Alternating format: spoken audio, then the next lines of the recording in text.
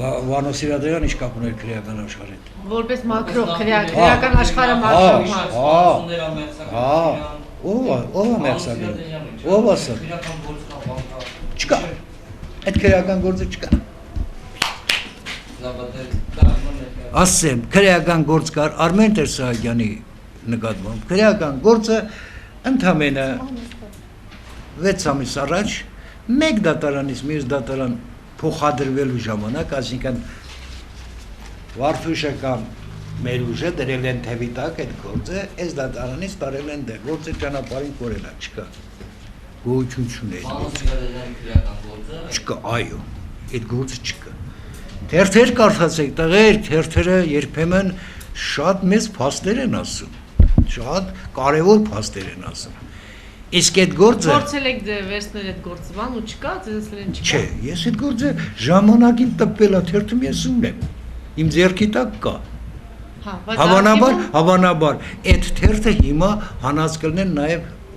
այդ տեղից։ Վանո Սիրադարյանին մեղադրել կամ չմեղադրել է, եկեք ոչ մեկս իր վրա թող առաջինը քարնետելու իրավունք չունենա։ Վանո Սիրադարյանի ժամանակ, այն ժամանակ էր, երբ որ երկիրը այլանդակ վիճակում էր, բոլորն էին գողավազակ, նա գողերի քոքը կտրեց գոնե Երևանից, որոր ժամանակ հանգստացրեց, բոլորին, այսինքն նա արեց այն ինչ որ արեց 1923 թվականին Բենիտո Մուսոլինին, կանչեց բոլոր մաֆիոզներին, ասեց կամ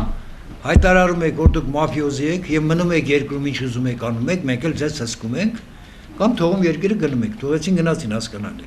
Վանո Սիրադարյան արեց այն ինչ որ 23 թվականը Մուսոլինին է արեց 90-ական թվականին։ Սահակյանը, Վրաստանի նախագահը, արեց արդեն փոխել ազգանունը, լավ, ինչ որ է։ Այդ մարդն էլ արեց այն ինչ որ Մուսոլինին ու Վանոն արել էին։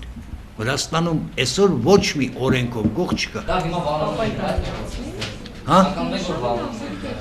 Վանոն եղել է մեր ժամանակի լավագույն գրողներից մեկը։ Վանոն եղել է խարիզմատիկ մի մարդ, որը այս 20 տարում Հայաստանը շատ քիչ, հազվագյուտ մարդ է։ Ես Վանոյի պետքը այսօր կա Հայաստանում։